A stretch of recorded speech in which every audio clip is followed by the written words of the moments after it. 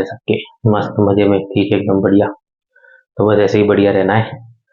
अपन ने सबके अधिकारों की बात कर ली, अपन ने अपने खुद के फंडामेंटल ड्यूटीज के बारे में बात कर ली, अपन को क्या फंडामेंटल राइट्स मिले हैं उसकी बात कर ली, अपन ने प्रियम्बल कंप्लीट कर लिया, अपन ने शेड्यूल्स पढ़ लिए।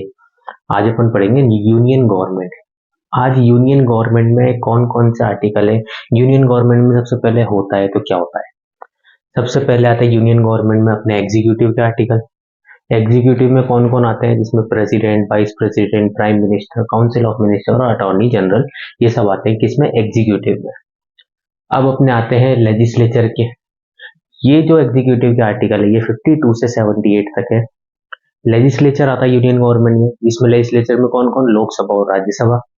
इसके बाद जुडिशरी आ गया, फिर controller and auditor general of India आ गया, जिसमें आर्टिकल 148 से 151 तक है। जुडिशरी के आर्टिकल 124 से लेके 147 तक है। लेजिस्लेचर के आर्टिकल 179 से लेके 123 तक है। तो आज अपन पढ़ेंगे, सबसे पहले अपन पढ़ेंगे एग्जीक्यूटिव के आर्टिकल्स के बारे में। एग्जीक्यूटिव के जो आर्टिकल है ये कब से लेके कहाँ तक है? 79 से लेके 52 से लेके 78 तक के जो आर्टिकल है ये किसका आर्टिकल है? एग्जीक्यूटिव का आर्टिकल है। इसमें सबसे पहले अपन पढ़ेंगे प्रेसिडेंट। आर्टिकल 52 में ये बताया है कि अपने इंडिया में एक प्रेसिडेंट होना चाहिए। There shall be a president of India. ये किसमें बताया? आर्टिकल 52 में। सिंपल सा आर्टिकल है आर्टिकल 52, जिसमें बताया गया है there shall be a president of India.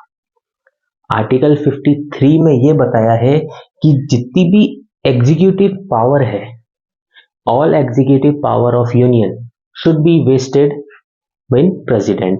जितनी भी एग्जीक्यूटिव पावर है यूनियन की वो सब किसके ऊपर होगी? कौन उसको कंट्रोल करेगा? एग्जीक्यूटिव पावर को वो कंट्रोल करेंगे, प्रेसिडेंट कंट्रोल करेंगे।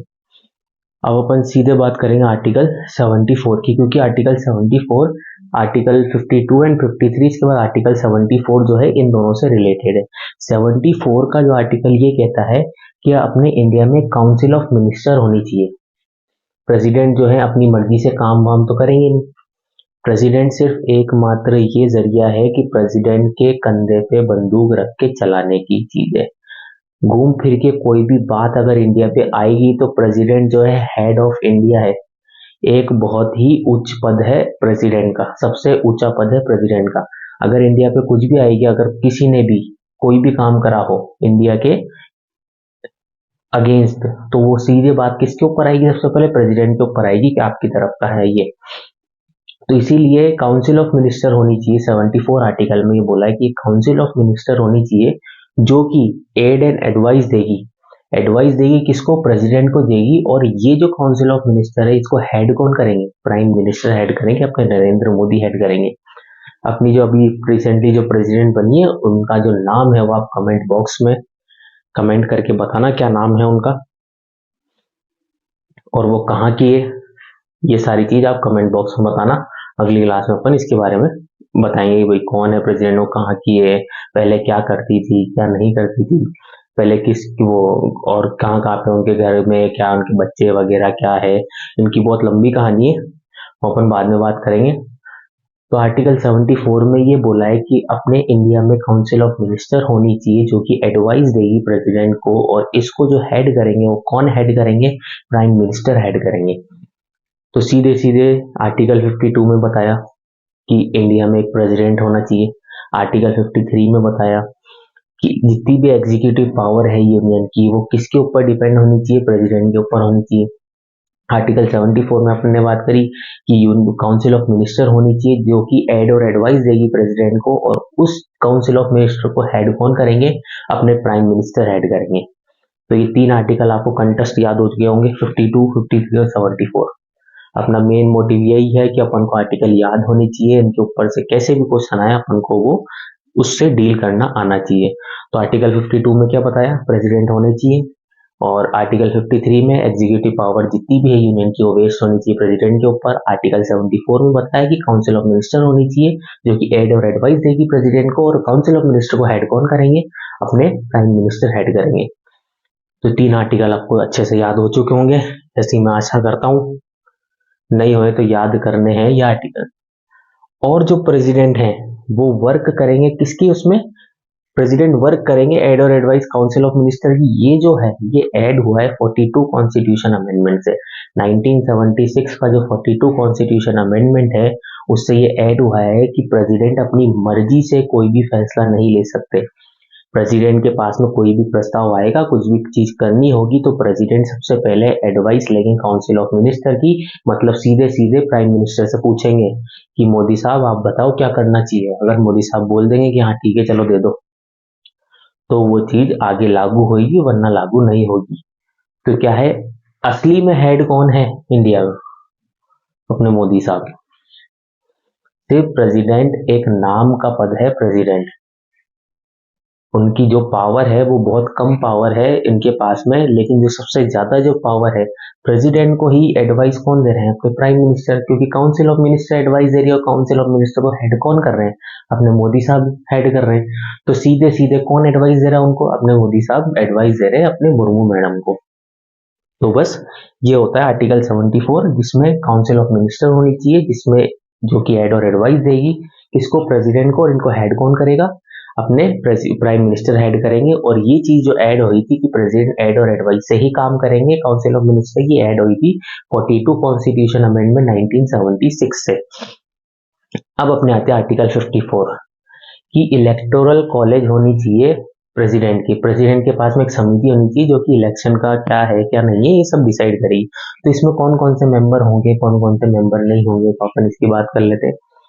इसमें जो है इलेक्टोरल कॉलेज में जितने भी इलेक्टेड मेंबर हैं, चाहे वो राज्यसभा के हों, लोकसभा के हों, स्टेट लेजिस्लेटिव असेंबली के हों, या फिर स्टेट लेजिस्लेटिव असेंबली जो कि यूटीज की है, लेजिस्लेटिव काउंसिल जो कि यूटीज में, लेजिस्लेटिव असेंबली यूटीज की जो है, उनके मेंबर होने चाहिए इलेक्टेड मेंबर। किस किस के इलेक्टेड मेंबर होने चाहिए? इलेक्टेड मेंबर राज्यसभा लोकसभा की, स्टेट लेजिस्लेटिव असेंबली की, और लेजिस्लेटिव असेंबली जो कि यूटीज में यूनियन टेरिटरीज की जो लेजिस्लेटिव असेंबली है उनके मेंबर होने चाहिए इलेक्टोरल कॉलेज में। किस किस के मेंबर होने चाहिए इलेक्टोरल कॉलेज में? इलेक्टेड मेंबर होने चाहिए लोकसभा राज्यसभा के, स्टेट लेजिस्लेटिव असेंबली के, और लेजिस्लेटिव असेंबली जिसकी कौन कहाँ की है? यूटीज की, यूनियन टेरिटरीज की लेजिस्लेटिव असेंबली है वहां के मेंबर होने चाहिए। किसमें होने चाहिए? अपने इलेक्टोरल कॉलेज में। इसमें यह भी प्रावधान है कि भाई कौन कौन वोट नहीं देगा, इसमें किन किन को वोट देने का अधिकार है और किन किन को नहीं है। तो इलेक्टेड मेंबर जितने भी इनको तो वोट देने का अधिकार है, लेकिन किन किन को नहीं है? नई अधिकार जिनको नहीं है वो है नॉमिनेटेड मेंबर। नॉमिनेटेड मेंबर किसके है? नॉमिनेटेड मेंबर राज्यसभा के, स्टेट लेजिस्लेटिव असेंबली के, और स्टेट लेजिस्लेटिव काउंसिल के। किन किन को वोट देने का अधिकार नहीं है आर्टिकल 54 में? राज्यसभा के nominated member, state legislative assembly के नॉमिनेटेड मेंबर, और लेजिस्लेटिव स्टेट लेजिस्लेटिव काउंसिल के नॉमिनेटेड मेंबर जो है इनको अधिकार नहीं है वोट देने का। तो आर्टिकल 54 क्या बताता है? इलेक्टोरल कॉलेज होना चाहिए प्रेसिडेंट का, जिसमें क्या कौन कौन होने चाहिए? इलेक्टेड मेंबर होने चाहिए लोकसभा राज्यसभा के, स्टेट लेजिस्लेटिव असेंबली के, और लेजिस्लेटिव असेंबली यूटीज की जो लेजिस्लेटिव असेंबली है उनके इलेक्टेड मेंबर इसमें होने चाहिए, इनको वोट देने का अधिकार है। अब किन किन को वोट देने का अधिकार नहीं है? तो वो है नॉमिनेटेड मेंबर जो राज्यसभा के, स्टेट लेजिस्लेटिव असेंबली के नॉमिनेटेड मेंबर, और स्टेट लेजिस्लेटिव काउंसिल के नॉमिनेटेड मेंबर जो है इनको जो है वोट देने का अधिकार नहीं है। तो अपन ने सबसे पहले बात किसकी करी? अपन ने एग्जीक्यूटिव के आर्टिकल पढ़े, आर्टिकल 52, 53, 74 और 54। धीरे धीरे करके करेंगे क्योंकि 4 आर्टिकल आपको एकदम अच्छे से याद होंगे तो अपन आगे बढ़ेंगे। अगले वीडियो में 4 आर्टिकल से मैं पूछूंगा आर्टिकल 52 क्या है, आर्टिकल 53 क्या है, आर्टिकल 74 क्या है, आर्टिकल 54 क्या है। ये सारी चीजें आप कमेंट बॉक्स में बताना कौन कौन सा आर्टिकल है, कौन कौन से नहीं है। तो आज के लिए अपन इतना ही करते हैं। अपन ने स्टार्ट क्या करा था? सबसे पहले अपन ने स्टार्ट करा था प्रेसिडेंट स्टार्ट करा था। एक बार क्विक रिवीजन मार लेते हैं इसका। एग्जीक्यूटिव के आर्टिकल में कौन कौन? President, vice president, prime minister, council of minister, attorney general. कहां से कहां तक? 52 से 78 तक। लेजिस्लेटिव में कौन कौन? लोकसभा राज्यसभा, जिसमें आर्टिकल 79 से 123 तक। जुडिशरी के आर्टिकल 124 से 147, और controller and auditor general of India के आर्टिकल 148 से 151 तक। 52 आर्टिकल बोलता है कि प्रेसिडेंट होने चाहिए इंडिया में। 53 बोलता है कि जितनी भी एग्जीक्यूटिव पावर है यूनियन की वो बेस्ड होनी चाहिए प्रेसिडेंट के ऊपर। 74 ये बोलता है कि काउंसिल ऑफ मिनिस्टर होनी चाहिए, जो कि एड और एडवाइस देगी किसको, एड और रेजिस्टेंस देगी किसको, प्रेसिडेंट को, और इसको हेड कौन करेंगे, प्राइम मिनिस्टर हेड करेंगे। प्रेसिडेंट वर्क करेंगे किसकी एडवाइस से वर्क करेंगे, काउंसिल ऑफ मिनिस्टर की एडवाइस से। ये ऐड हुआ था 42 कॉन्स्टिट्यूशन अमेंडमेंट 1976 से। आर्टिकल 54 क्या बोलते हैं, इलेक्टोरल कॉलेज होने चाहिए प्रेसिडेंट का, जिसमें कौन कौन से मेंबर होने चाहिए, इलेक्टेड मेंबर होने चाहिए सबके, किस किस के, लोकसभा राज्यसभा के, स्टेट लेजिस्लेटिव असेंबली के और लेजिस्लेटिव असेंबली यूटीज के, इसके इलेक्टेड मेंबर होने चाहिए।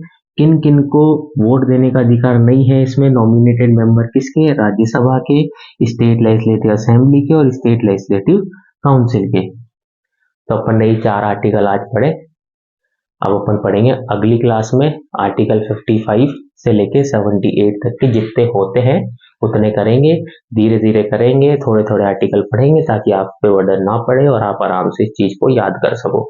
तो आज के लिए इतना काफी है। Okay, bye bye and take care.